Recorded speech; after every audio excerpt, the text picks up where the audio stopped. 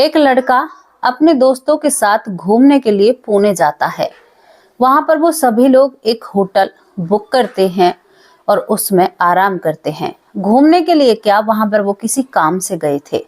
अब एक ही कमरे में सभी ठहरे हुए होते हैं, जहां पर एक बेड होता है। तो यहाँ पर कुछ लड़के जमीन पर लेट जाते हैं, करीबन 5 से 6 लड़के होते हैं और 2-3 जने बेड पर लेट जाते हैं। घनी रात हो जाती है, रात का वक्त होता है। अब वो लड़का सोया हुआ था। अब उस लड़के को सपना आता है। सपने में पैरों की तरफ से उस लड़के को किसी लड़की ने पकड़ा हुआ है और उसके पैरों की तरफ से उसको ऊपर की तरफ खींच रही है। वो लड़का देख रहा है कि उसकी जो आत्मा है उसके शरीर से अलग हो रही है और वो लड़का बहुत कोशिश कर रहा है अपने पास लेटे हुए सभी को जगाने की, लेकिन कोई भी नहीं जगता है। बहुत देर से यही संघर्ष चल रहा था। वो लड़का पसीनों में तरबदर हो जाता है। उसकी हालत बहुत खराब हो जाती है, बद से बदतर हो जाती है। लेकिन ये सब कुछ सिलसिला उसके साथ रुकता नहीं है। बहुत डराने वाली बात है।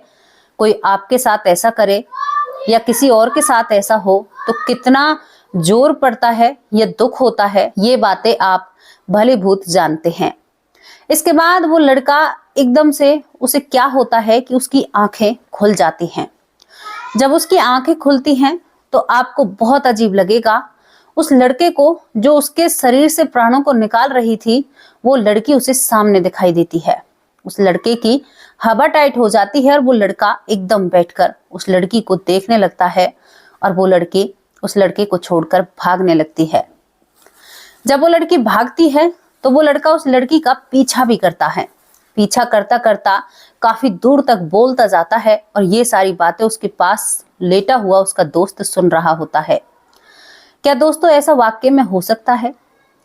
किसी के साथ जो ये घट रहा था इस लड़के के साथ, क्या ऐसा हो सकता है कि कोई किसी के प्राण निकाल रहा हो और वो अपने जागते हुए सपने से उसे देखे? इसके बाद ये लड़का बताता है कि उसके बाद मुझे लगा कि मैं एक सपने में हूँ। शायद सपने में मुझे ये लड़की दिखाई दी है। अब वो अपनी जिस बिस्तर को ओढ़कर सो रहा था उसमें सोने की दोबारा कोशिश करता है, घबराया हुआ। ये पल ऐसे होते हैं कि उसे ऐसा लगता है कि कब सुबह होगी। ये क्या किस्सा है और ऐसा कैसे हो सकता है? बहुत क्यों के सवाल हैं जिनके हमें और आपको सभी को सवाल चाहिए कि ऐसा क्यों हुआ, कैसे हुआ, कोई ऐसा कैसे कर सकता है। चलिए आपको बताते हैं। हालांकि हमारी वीडियो पर किसी ने कमेंट किया है और कहा है कि आप बहुत पुरानी घटना लेकर आती हो, तो आज की जो घटना है वो आप लोगों के सामने नई है और जिसके साथ घट रही है वो फिलहाल हमारे और आपके बीच में जिंदगी जी रहा है। ऐसा नहीं है हम पुरानी घटनाएं लेकर आते हैं, नई भी लेकर आते हैं, बच्चों की भी लेकर आते हैं, पुनर्जन्म की भी लेकर आते हैं, लेकिन जितनी भी लेकर आते हैं सभी घटनाएं सच पर रखी जाती हैं। कहां से शुरुआत होती है? ये होती है हमारी दिल्ली से। दिल्ली में एक महेश राज नाम का लड़का रहता है। महेश राज, अब आपको जाना होगा 2010 में। महेश राज 2010 में 8वीं क्लास में पढ़ता है। 8वीं क्लास का छात्र था और इसकी नजर एक लड़की पर पड़ती है। यहाँ पर ये इस लड़की का नाम नहीं बताना चाहता है क्योंकि वो लड़की आज इस दुनिया में नहीं है और महेश राज जी चाहते हैं कि मैं उस लड़की का नाम ऐसे ही सबके सामने नहीं लेना चाहता। यहाँ पर ये ऐसी प्रेम कहानी होती है। एक आप सोच कर देखिए, 8वीं क्लास का बालक एक लड़की से प्यार करता है और वो लड़की भी 8वीं क्लास में पढ़ती है। महेश बताते हैं कि मैं बेइंतहा मोहब्बत उस लड़की से करता था। मेरा प्यार ऐसा था कि जिसे कोई झुठला नहीं सकता। महेश बताता है कि मैं 8वीं क्लास से जैसे ही 9वीं क्लास में आता हूँ तो मेरे पापा मुझे एक बाइक दिलाते हैं। बाइक केवल नाम के लिए दिलाई गई थी, बाकी घर में चलाना फिराना उसका सभी घर वालों का होता है, लेकिन महेश के नाम से वो बाइक ली गई थी कि मतलब ये तुम्हारी है ताकि बच्चा खुश हो जाए। महेश एक शर्ट डालते हैं, अपने कॉलर ऊंचे करते हैं और उस बाइक पर बड़े टसन में बैठते हैं और उस लड़की के घर के सामने कर उस बाइक को गुजारते हैं। वो लड़की अपनी बालकनी से खड़ी होकर उस लड़के को देखती है तो महेश को इस बात से ही बहुत खुशी मिलती है। 8वीं क्लास का ऐसा प्यार था कि 9वीं क्लास तक भी इन दोनों में कोई बातचीत शुरू नहीं हुई होती है। धीरे धीरे यही सब कुछ चल रहा था, इशारों में बातें होती हैं। 10वीं क्लास हो जाती है। 10वीं क्लास तक भी बस इन दोनों का एक दूसरे को देखना और दिखाना चल रहा था, लेकिन दोनों एक दूसरे से बात नहीं कर पाते हैं। वो लड़की इन बातों को नोटिस करती है जब 11वीं क्लास आती है, क्योंकि दोनों की उम्र भी छोटी होती है। महेश बताते हैं जब 11वीं क्लास आती है तब मैं उस लड़की के सामने एक दिन जाकर खड़ा हो जाता हूँ। वो लड़की मुझे देखकर मुस्कुराती और कहती है कि मैं उन लड़कियों में से नहीं हूँ जिनमें से आप मुझे समझ रहे हो। पता है मुझे 3 साल से आप मुझे देखते हो, मेरी तरफ देखते ही रहते हो, लेकिन इस गलतफहमी को अपने अंदर से निकाल दो। मैं ऐसी लड़की नहीं हूँ। जहां पर मेरे माँ बाप मेरा रिश्ता तय करेंगे या मेरी जिंदगी को चुनेंगे, मैं वहीं पर शादी करूंगी। महेश ये बात सुनकर अब कुछ भी नहीं कहता है उस लड़की से और इसकी बातों पर और भी ज्यादा फिदा हो जाता है और इसका बिल्कुल एक बावला आशिक बन जाता है। महेश कहता है कि इतनी उम्दा सोच वाली लड़की मुझे कहीं पर भी नहीं मिलेगी। अब महेश और जिंदगी निकलती है। दोनों जने 12वीं क्लास में आते हैं। 12वीं क्लास में आने के बाद यही सिलसिला चलता रहता है। अब यहाँ पर ये बातें और बढ़ने लगी थी। महेश चाहता है कि मैं इस लड़की से इजहार करूं या इससे बात करूं। 12वीं क्लास आ चुकी है, लेकिन वो लड़की बात करने के लिए तैयार नहीं होती है। हाँ, पर जो चीज दिखाई दे रही थी वो लड़की इसे देखकर मुस्कुराती है। अब यहाँ पर क्या होता है कि महेश एक दिन ये लड़की जब स्कूल से आती है तो जबरदस्ती इससे बात करने की कोशिश करता है। ऐसी वाली जबरदस्ती नहीं, इसके सामने खड़ा हो जाता है और कहता है कि मैं तुमसे प्यार करता हूँ।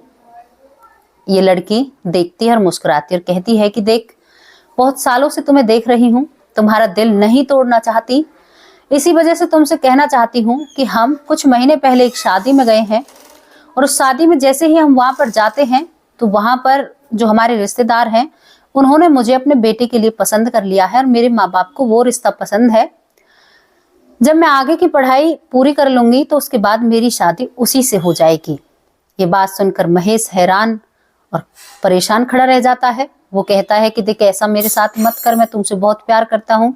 वो कहती है कि मैंने कभी तुमसे ये नहीं कहा कि मैं तुमसे प्यार करती हूँ, या मेरी तरफ से कोई भी गलती ऐसी बता कि जो मैंने तुम्हें रिझाने की कोशिश की हो या तुम्हारी आंखों में धूल झोंकने की कोशिश की हो।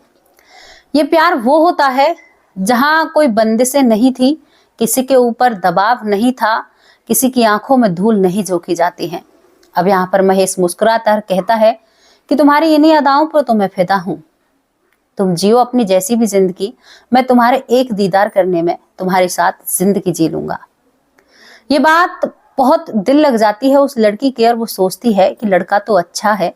अब वो पीछे पलटकर एक जवाब देती है महेश को, कहती है कि तेरे मन की इच्छा थी वो मैंने सारी जान ली, लेकिन मेरी भी एक इच्छा है।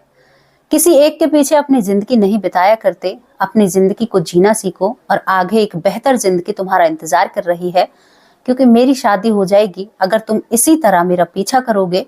बहुत साल हो चुके हैं तुम्हें देखते देखते, तो तुम्हारे माँ बाप की जिंदगी खराब हो जाएगी और तुम्हारी भी जिंदगी खराब हो जाएगी।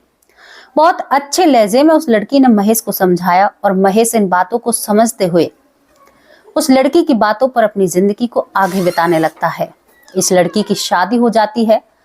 शादी होने के बाद ये लड़की अपने ससुराल जाती है। 2 या 3 बार ये लड़की ससुराल जाती है, लेकिन वहां पर इन लोगों के बीच में क्या हुआ कि ये लड़की रूठ कर अपने मायके में रहने लगती है। जब ये लड़की मायके में रहती है, महेश का ये आदत थी कि उसकी शादी भी हो गई थी या नहीं हो गई थी, वो वहां से उस लड़की को देखने के लिए उस खिड़की पर डेली आया करता। जब वो लड़की अपने ससुराल में जाया करती तब भी वो उस लड़की को देखने के लिए आया करता, और जब वो अपने मायके में आती है तो महेश को वो दिख जाती है। महेश का प्यार ऐसा था कि केवल एक झलक दिख जाए उसी में मेरा दिन बन जाता है, क्योंकि महेश का सोचना था कि हर सुबह मैं इसका चेहरा देखना चाहता हूँ और ऐसे ही अपनी जिंदगी बिताना चाहता हूँ। अब यहाँ पर ये लड़की मायके आई हुई थी। महेश को बड़ा सुकून मिलता है। अब हम महेश से जब पूछते हैं तो वो कहते हैं कि मैं उसको तैयार था, वो 2 बच्चों की माँ भी हो जाए ना तो भी मैं उसको अपनाने के लिए तैयार था, मेरे अंदर इतना प्यार उसके लिए था। ये अब की बातें होती हैं। अब क्या होता है, लड़की मायके में रूठ कर आती है। रूठने के बाद माँ बाप अपनी बेटी को शायद समझाएंगे, जो हुआ उनकी जिंदगी में होता है, लेकिन हम महेश की कहानी आपको बता रहे हैं।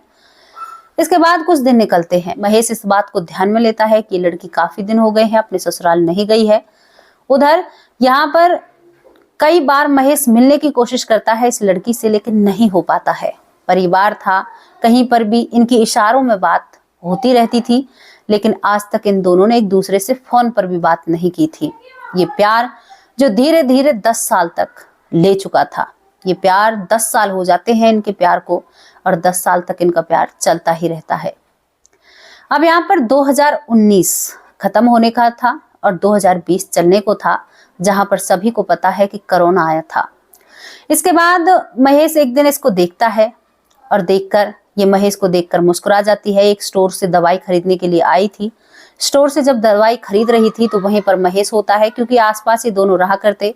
महेश बहुत कोशिश करता है इससे मिलने की, लेकिन ये मिल नहीं पाते हैं, मतलब बात नहीं कर पाते हैं। देख तो रहे थे एक दूसरे को, लेकिन कभी आप देखते हो स्टोर पर कुछ लोग काम करते हैं तो भीड़ लगी रहती है, एक के बाद दूसरा आता है, दूसरे के बाद तीसरा आता है वहां पर सामान खरीदने के लिए, दवाइयां खरीदने के लिए।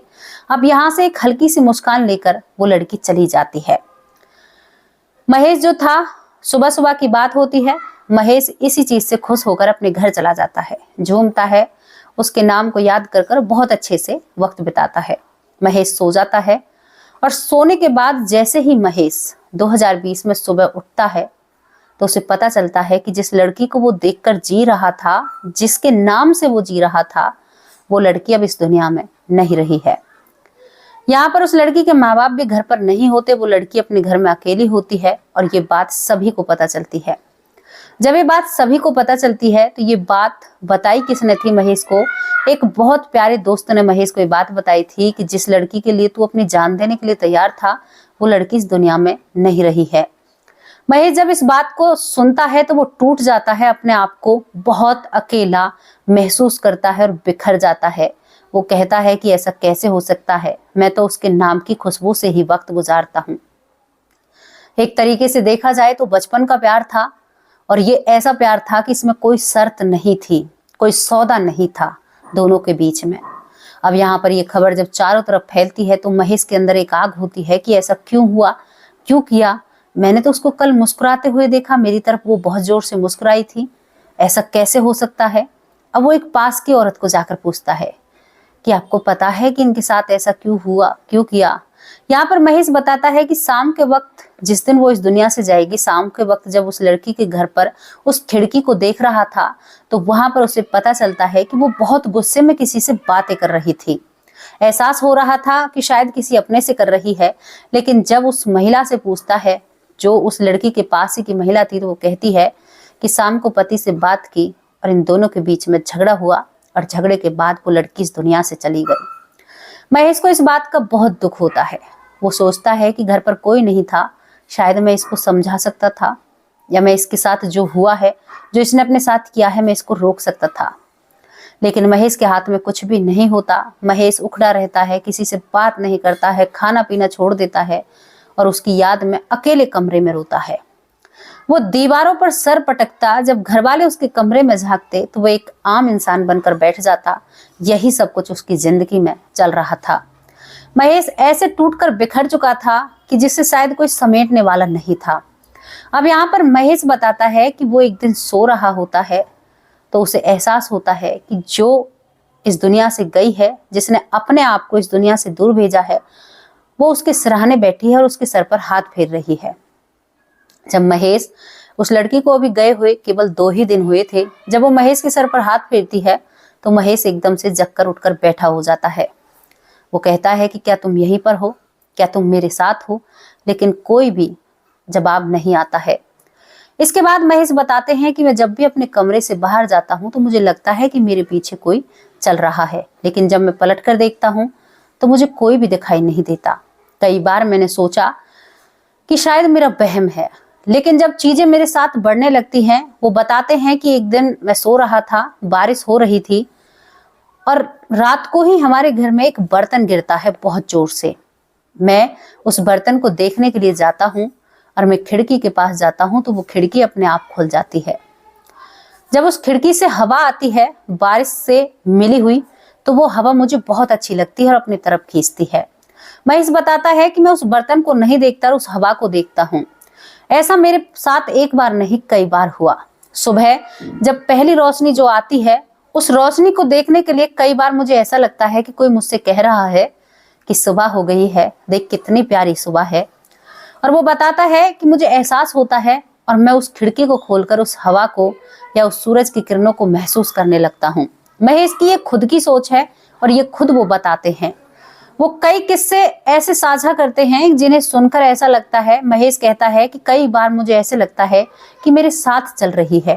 मैं अपने भाई से कहता हूँ, क्या तुम्हें कुछ दिखाई दे रहा है या तुम्हें किसी चीज का एहसास हो रहा है? तो वो भाई बार बार मना कर देता है।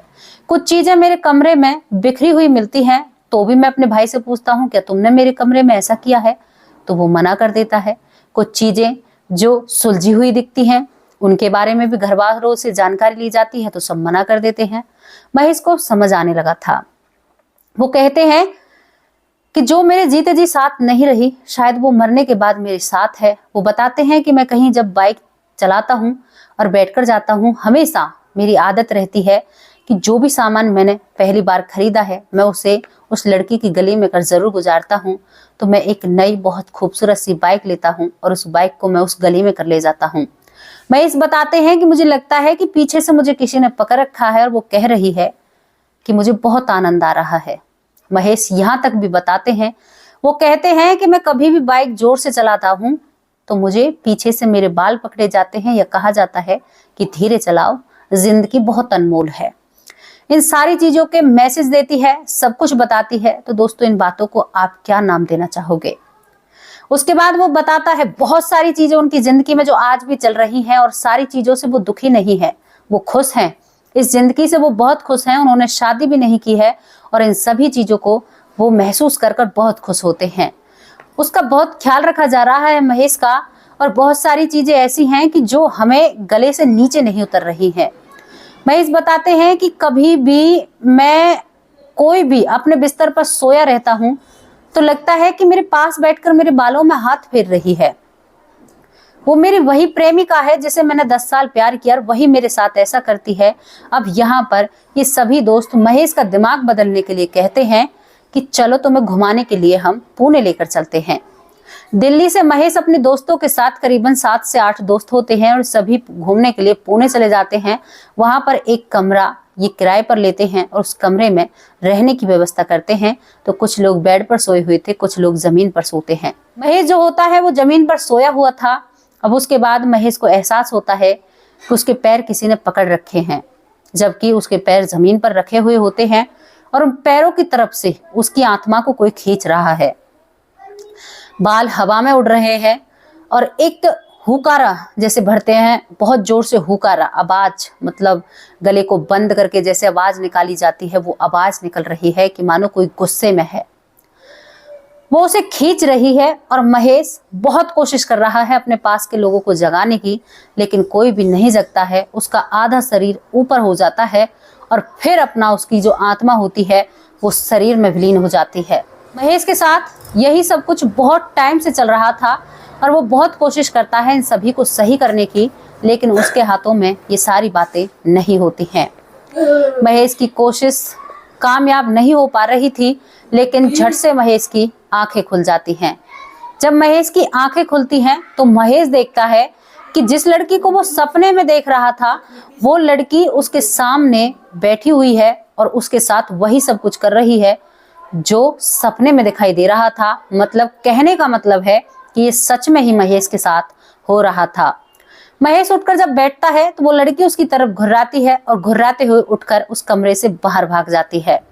महेश उसका पीछा करता है, पीछा करता करता उसके साथ जाता है, लेकिन थोड़ी ही देर में वो महेश से गायब हो जाती है। अब महेश एक पल के लिए अपने कदमों को रोकता है, बताता है कि मुझे लगा कि कहीं मैं सपने में तो नहीं भाग रहा, ये मेरा सपना ही हो सकता है, ऐसा नहीं हो सकता।